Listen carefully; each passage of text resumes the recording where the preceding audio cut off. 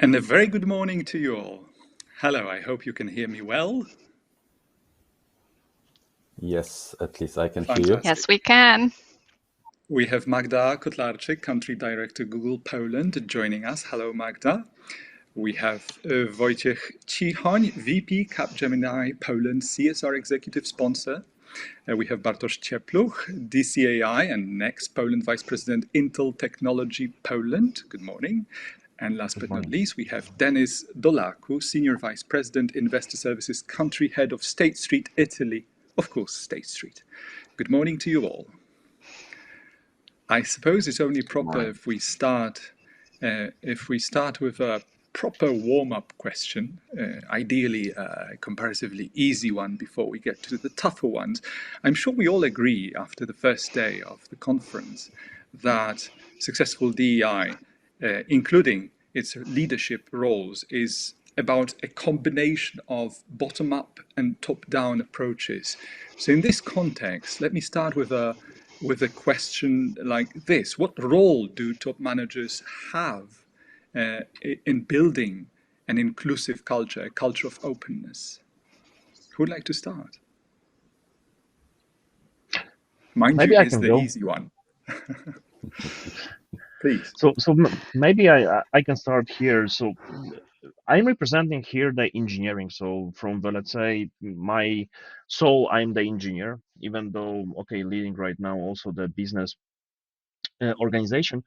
So for this question, I think from the curve of the history, I see that the one of the main role is the translation of the corporate message, which is quite general, to the message that is being digestible by the teams that you are leading.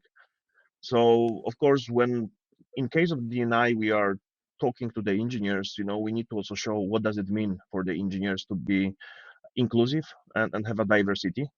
What does it mean for their daily work? And this is one of the elements which I see as the very important thing. And then the other thing which I would like to mention is the being ready to go for the skip level meetings. Of course, all of these top leaders are running some open forums and kind of the pass downs. But this is not enough. We need to also be ready for having the interactive sessions with the being open and ready for taking very tough questions, because plenty of the people are having these tough questions. And showing this openness is the one of the element that should be part of the D&I leader. You mentioned that your soul is in the engineering world, so I dare ask, where is your heart then? It's both. Definitely engineering. Engineering means, I always say about myself as the man of the science, but to some extent also man of the faith. So still the soul and the heart is both in the engineering. That's a diverse combination. So it's set up for success. It's set up for success. Magda, now that you're on the line, how about you? How do you think? What roles? Because there are lots of expectations when it comes to leadership, in spreading the message, in building the right culture inside the organization. So what is this role? Because we talk a lot at this conference about what chief inclusion officers should be doing, and it turns out that their competence list should be similar to that of CEOs. So what's the role of CEOs and top managers in the organization in building an open culture? Yeah, I like to compare that role to the role of parents in raising a family, in defining the values of the family, in defining behaviors that are in line with those values, in actually defining the behaviors, in voicing the behaviors that are not in line with the values the family lives by.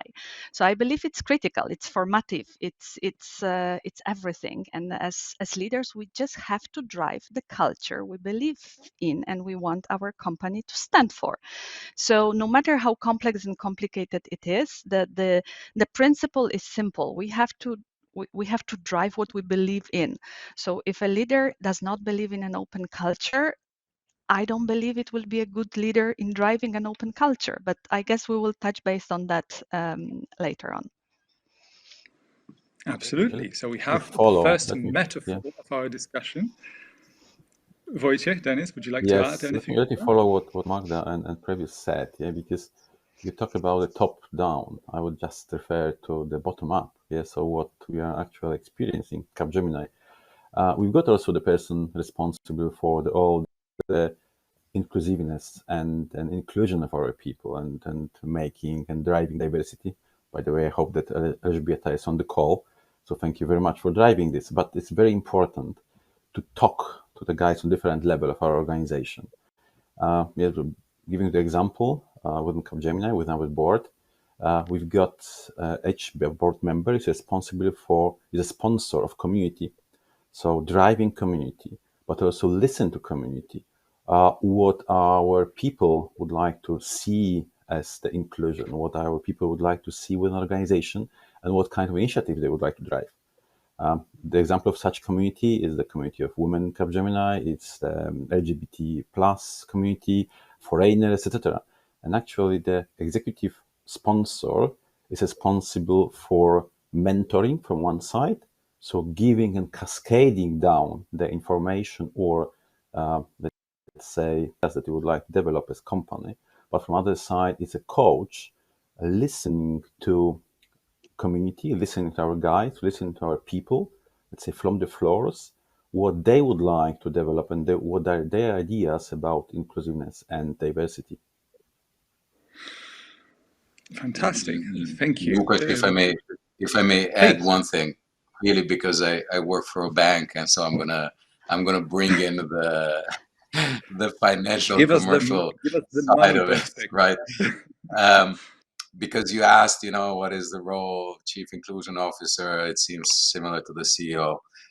Let's bring it home and make it practical. You need to believe in your success. You need to believe in your organization's success. And in order for an organization to be successful, it has to bring together all the different souls that it has within its organization and make them feel free to contribute to the organization's success. And in order to do that, it has to create a working environment which guarantees respect, acceptance, it gives real opportunities, and it gives you an advantage because it's going to attract the best talent out there because they will feel respected, they will feel valued, and they will feel that their success is measured exclusively through talent, skills, and the quality of working performance. Now that two of our speakers have already made references to the soul, and given that it's not a theological conference, let me ask you a harder question, which comes already, believe it or not, from the chat window. We already have 3 questions to you, so it appears there's a lot of interest in what you're going to say. And there's a very important question which I was going to ask you, but Antoni is asking that question. Antoni asks, do you, just to clarify in brackets, the speakers, see yourselves as role models? If yes, what does it mean to you? That's a good one, isn't it? Who would like to start? I can. I can start. Magda, Thank before you. you do, let me Magda. let me just contribute one disclaimer, if I can call it this way. The risk, I'm sure we'll all agree, if we talk about, especially if we use metaphors, talking about top leadership roles, like for instance, it sometimes feel like being a parent.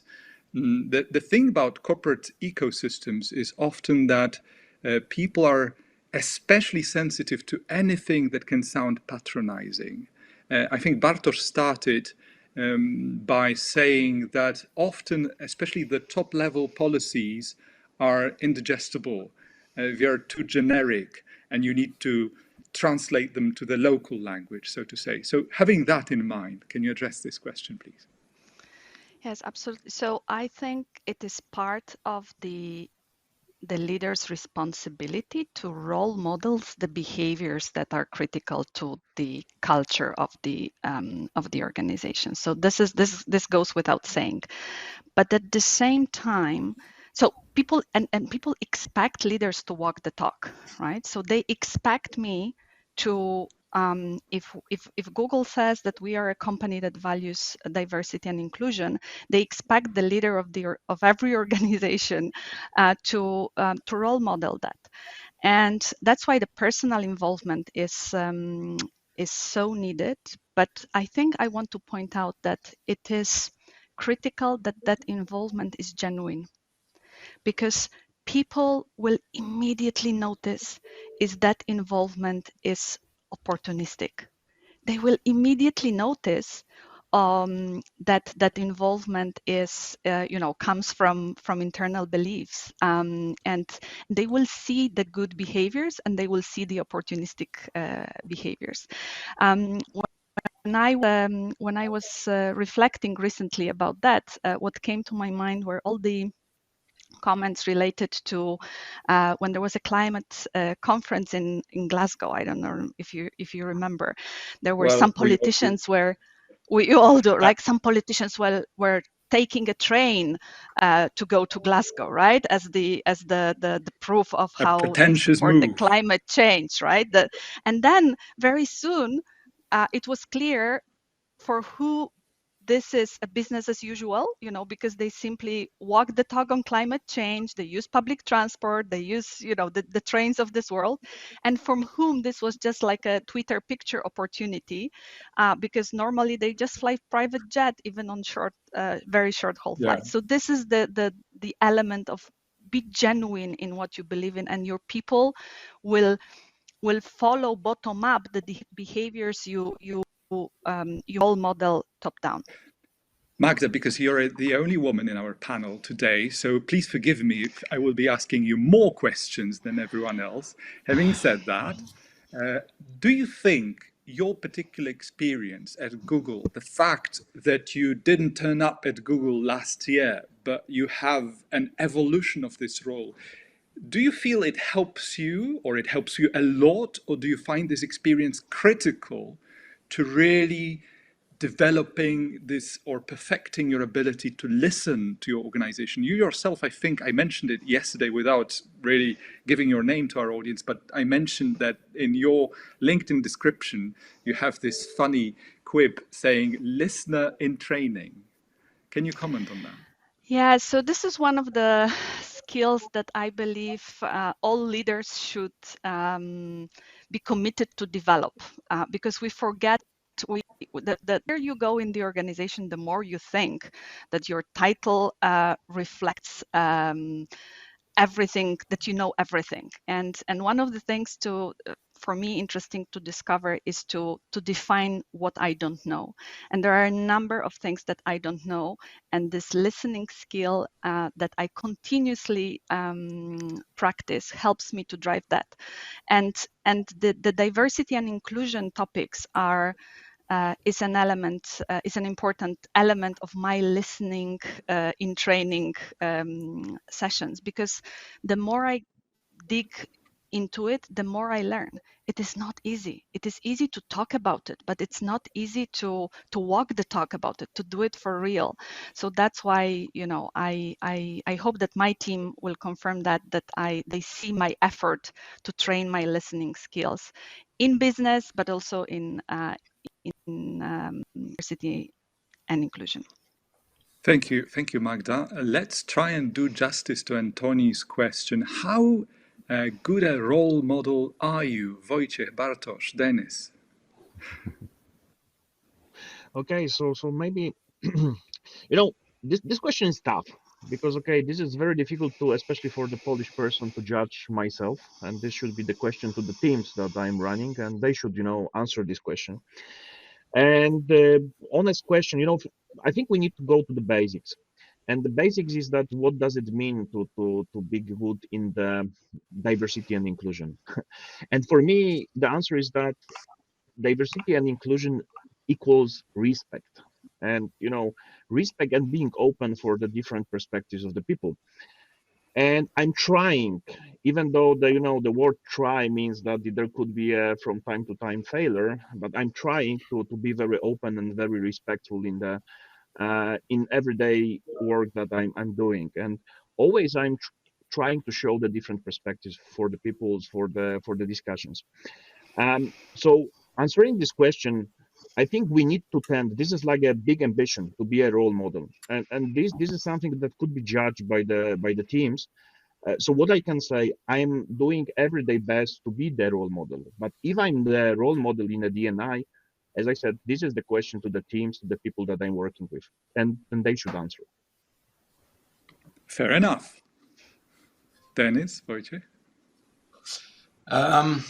Yeah, I think Magda said something which is key. You need to have to be genuine about it. And to be genuine about it, you don't need to just talk about it in an abstract manner. The way that it brought it home to me is I have, by the way, I'm surrounded by women in my life. In addition to my Lucky wife, you. I have two daughters. Even the cat is female, right? So everything in my home is female. But what makes it bring it home to me is the future of my daughters. So where do I want them to grow up?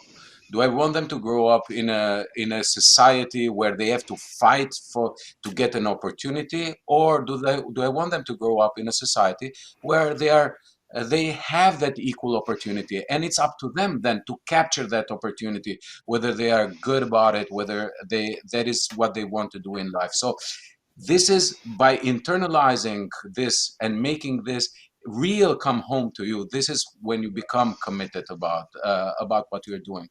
And I want to say something, because you said, okay, so what do we do as leader?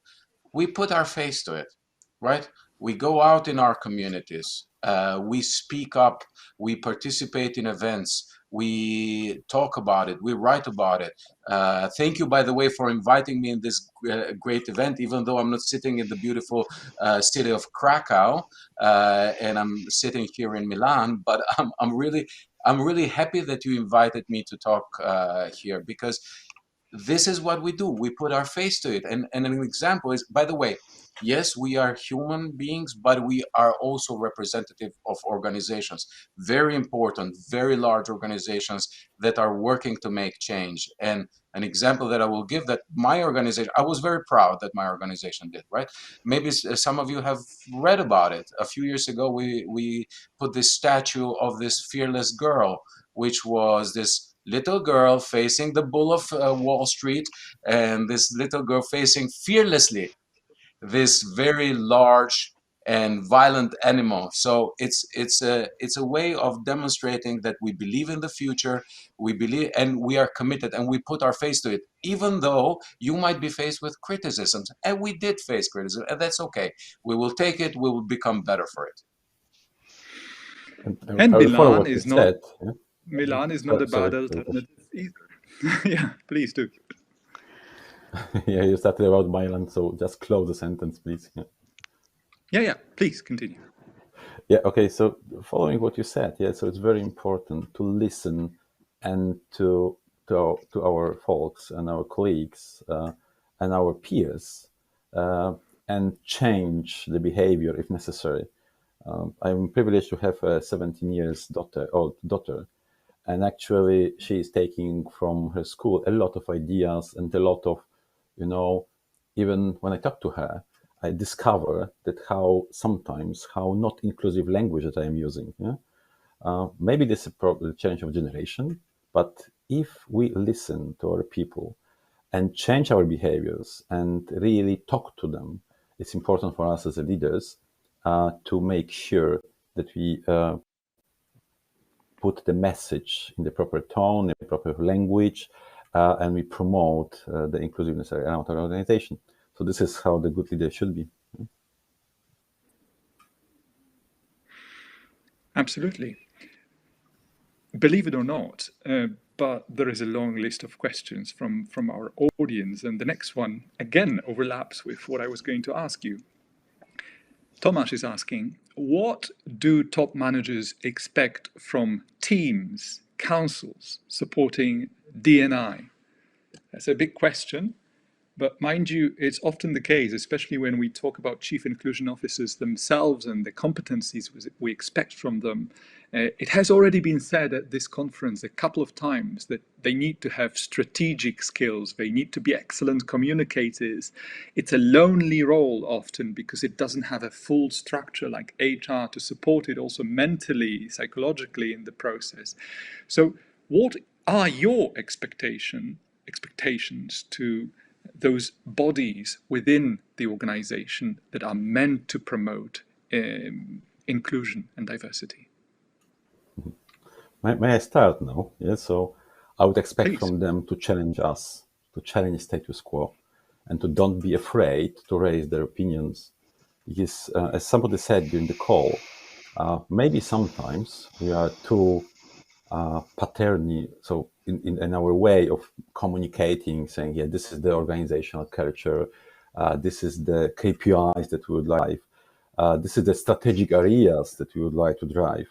And I would like to really listen to people and ask them not to be afraid to raise their concerns, their ideas, and the way we could improve our D&I performance, and not on an organizational level. Yeah. So somebody said also it improves organizational fit. Yeah.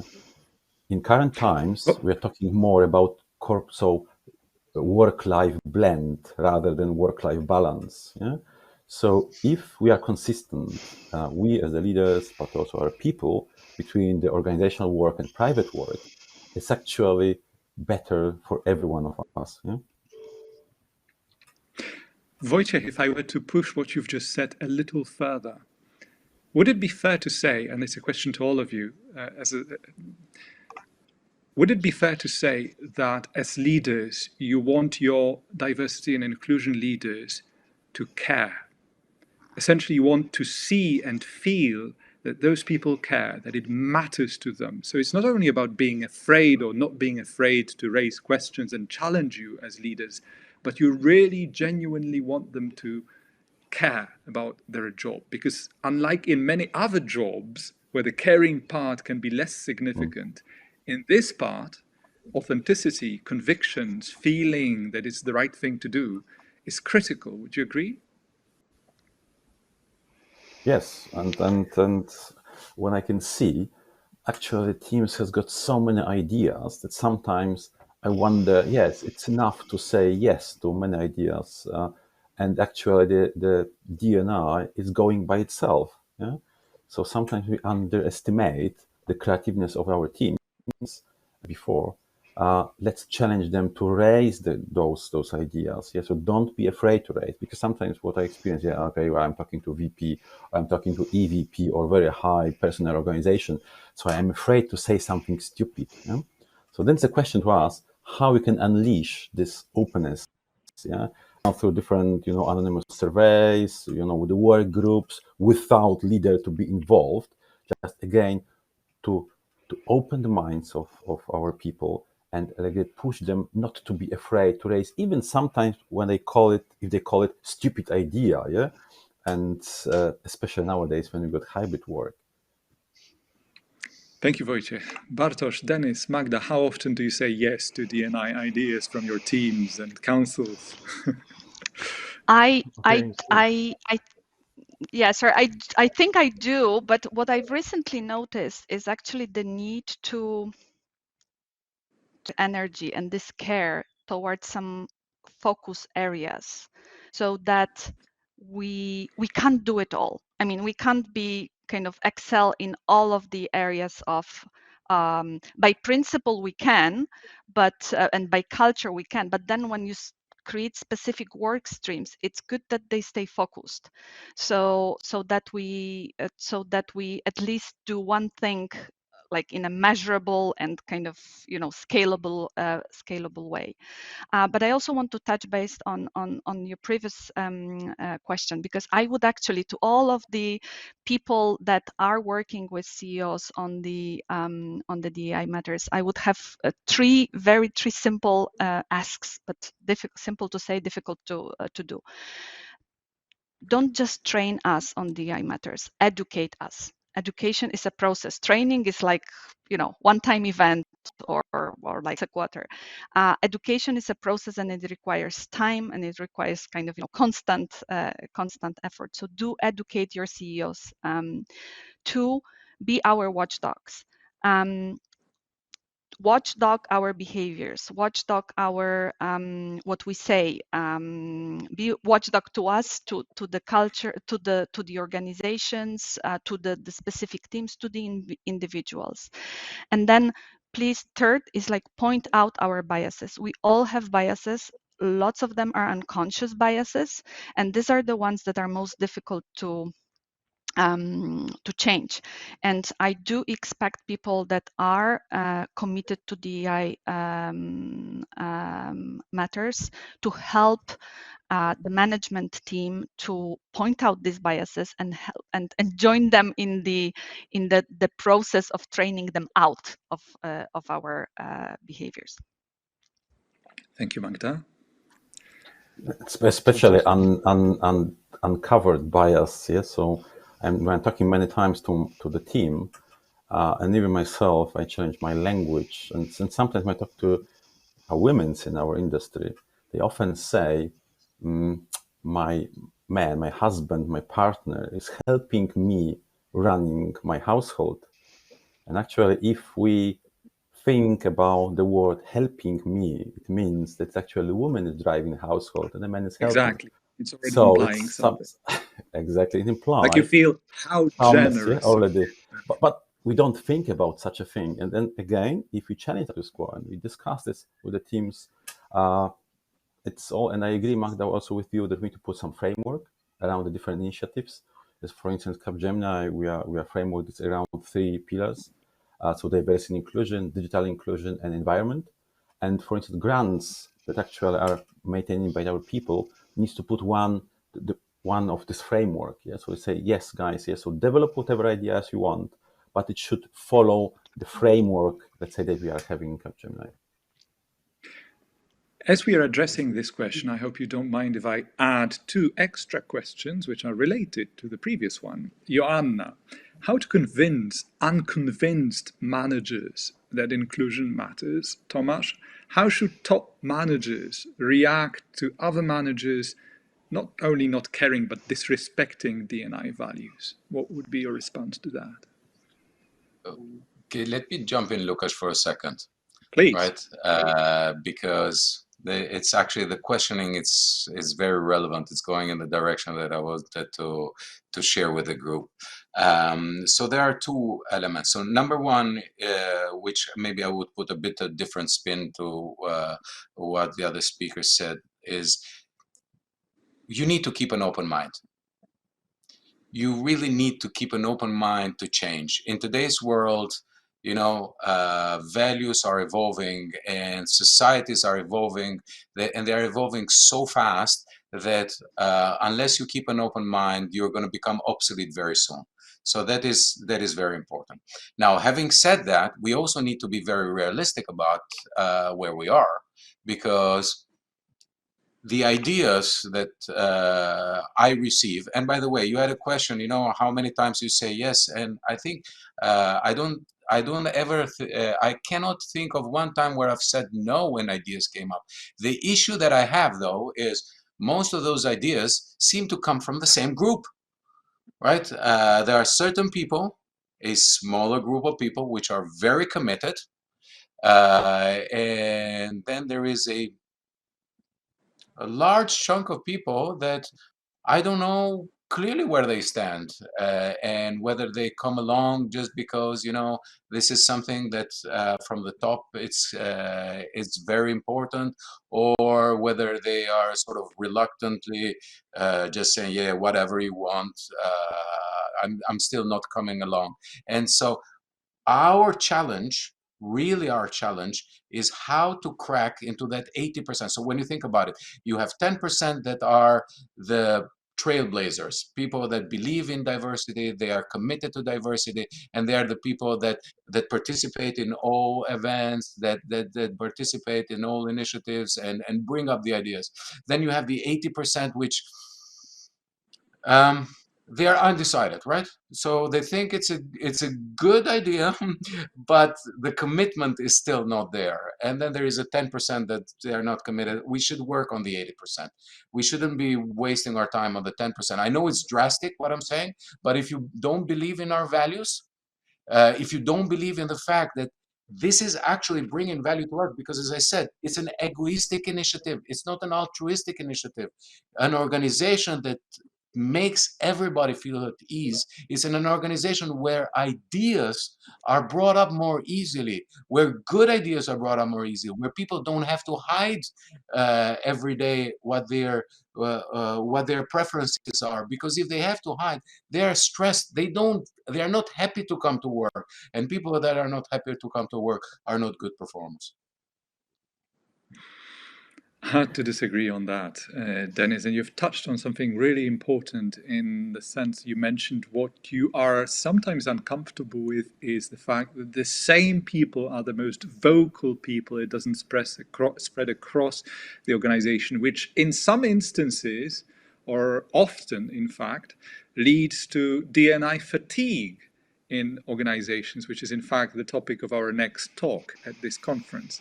But can we still address the previous two questions? Jan asking how to convince unconvinced managers that inclusion matters, and what to do with those who actually disrespect D&I values. Okay, I would say I will answer maybe the first one because it's a very logical one. So we can look on many surveys on the internet. Yeah, so data gathering, the diversified teams are performing better, that you should drive, and a lot of things on the internet. But think about the evolution. Yeah, so think about, and evolution says that if you do not use the part of your body, actually it dies. Yeah. So, and if you do not use your brain to challenge yourself, to meet other people, and to listen to them, and to challenge your attitude towards inclusion, towards being, different to your own, actually your brain dies. Yeah. And if your brain dies, your body dies. That's why I said this is the evolutionary evidence of that you should challenge your status quo. You should actually make sure that you don't have only people similar to you around you, yeah, which is also convenient, yeah, because usually, and again, it's going to the bias that we are lazy men in majority of cases, yeah, and we are choosing people that are similar to us with similar attitudes, similar behaviors. But again, if you don't challenge our brain and say, yes, I need to create and run a diversified environment with people coming from diversified environments, with the different ethnics, societies, different behaviors, beliefs, roots, etc., nationalities, we do not challenge our brain, and our brain will die, yeah, shortly. Yeah, Thank you, Wojciech. Anyone else would like to comment? Yeah, let me just say a few words. I think, okay, the short answer for this question is that there are the supporters that I think all of us mentioned already, and there are the people who are quite neutral, and then people who are against. But behind each of the, let's say, attitude and the behavior, there is something, and we are still the human beings, even though living in the fast changing technological world. And the one of the feature of the human being is the communication and the discussion. So short answer is that the question why the people are against the values of the inclusion and the diversity. And one of the quite common mind trap that the people is going is that if we are supporting something, if we are looking for the gender diversity, if we are looking for the cultural diversity, it means that somebody is losing, that somebody is gaining. And this is, for me, the mind trap that we need to every day really debunk. I mean that it's not like that somebody is losing to gain something for others. And this discussion needs to be very open. And this is the question why the people are thinking, and what are the, let's say, this kind of the deepest ideas which are behind of the, let's say, not supporting the values. And if the discussion is not helping, if the explanation is not helping, if the, let's say, finding the root cause is not helping, and the people are still against the core values, the question is that if these people are really, let's say, good fit for the company. I think we are quite free in the world, and then we can go to the different organizations which are having a different values, and not necessarily we need to put ourselves as a hostage in the one company. So short answer, we are still human beings, and the communication discussion is the key in this area. I'm glad to say, Bartosz, Wojciech, Denis, Magda, that we have just arrived at the moment in our discussion where questions are going to get tougher and tougher. So here's the first super tough question. Listen carefully, because it really is going to be quite tough, even though on the surface it does sound easy. Anthony, what should CEOs know about D&I in order to realistically support this idea? What kind of knowledge, training, etc. is needed?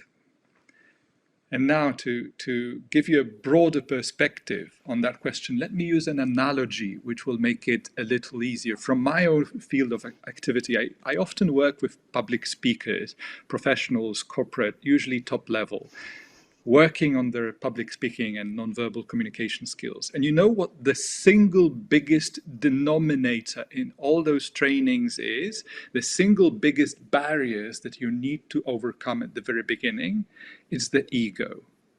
It's people thinking they actually know.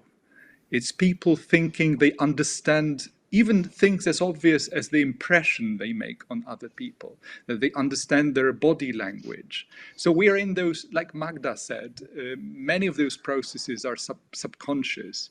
They are cognitive processes, which makes them almost automatically subconscious in many instances. So the question is, what are the actual skills? Because when you learn something as easy as public speaking, there are two ways to go about it. Some people will teach you things that basically impose a new personality on you, and you end up standing with a steeple all the time. You know that on stage. The moment you see someone with a steeple on the stage, you know it's a side effect in some instances, right? And we talk about authenticity a lot, but at the same time, life puts on lots of corsets on who we are. So here's this big question. What kind of actual skills and training matter or are especially important for you to come across as authentic, convincing role models, not just talkers?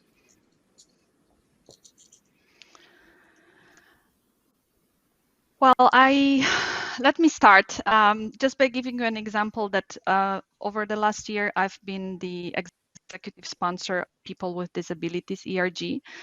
And for me, every article I read about how to include people with disability, how to create an inclusive culture for people with disability is a learning experience. Every training I do, and even the simplest trainings that I took, especially at the very beginning since I took the role, were like eye-opening to me.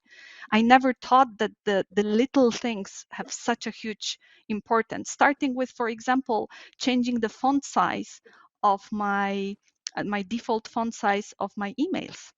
The font that I'm using is bigger because I've learned about how the small change can help people with who are visually impaired, but also kind of 70% of population that is having, after a certain age, is having some sight disorders. So these are little things that build over time, and I believe it's not about a training, but it's about an education process of the management and then of the entire organization. What are these critical elements? And one more build on the previous topic is like, it is often said that these days the CEOs, one of the CEOs' skills to be driven is empathy, of course, but also the skills of knowing what you don't know.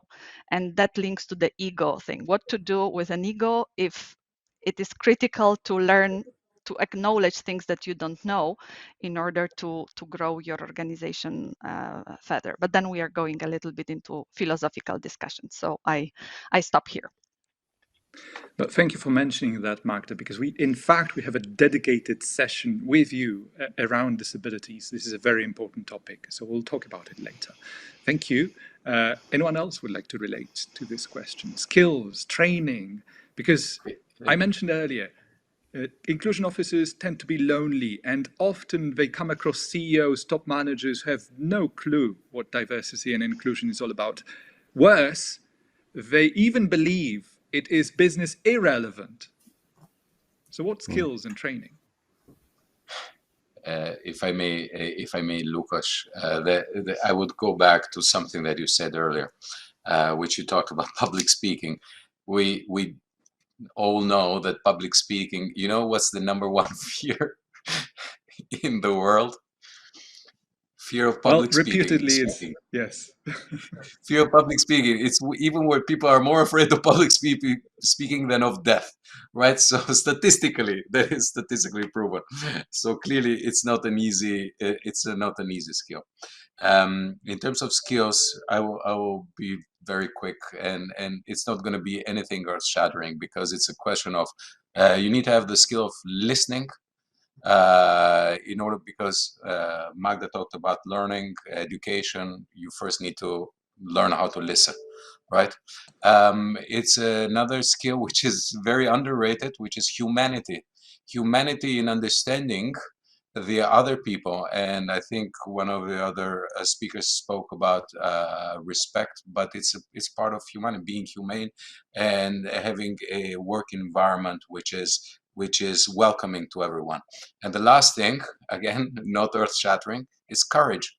You need to have the courage to speak up. You need to have the courage to actually do things that are not in the mainstream, that might make you a target of inappropriate abuse, but that's okay. That's how you change cultures. That's how you change mindsets, by being courageous. Very quick. Thank you. Nothing earth-shattering.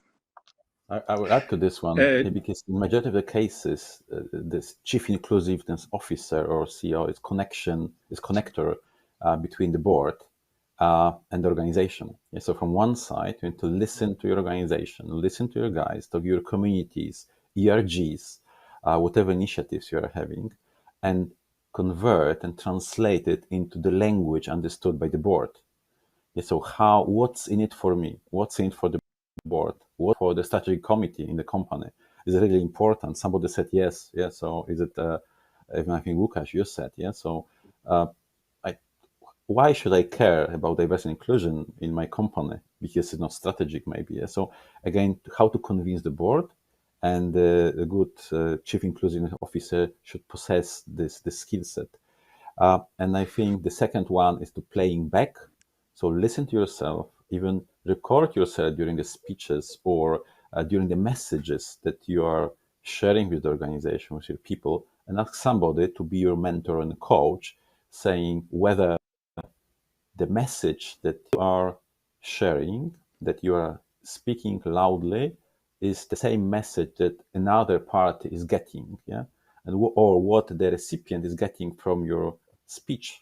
Yeah, so record, playback, and check, and whether you think that the messages that you shared with the organization is actually in the same way received by the organization and received by people. Thank you very much, Wojciech. As you have seen, as we have experienced, 40 minutes is definitely not enough to cover an ambitious field like the topic of our discussion. There are 3 more questions I would like to read out. We will not have time to address them, but I would like to pay respect to the fact that they have been posed by our audience. Camille is asking, we're talking a lot about actions like implementing policies on gender-neutral language, opinions being open, etc. But how CEO should behave when sticking to D&I policies will actually be costly. Denis, during Pride North World, changing logos to a rainbow flag, but only in countries where it was allowed, and were afraid to do that in, for example, Saudi Arabia, or implementing medical support of trans people during transition. That's one of the more difficult questions, of course.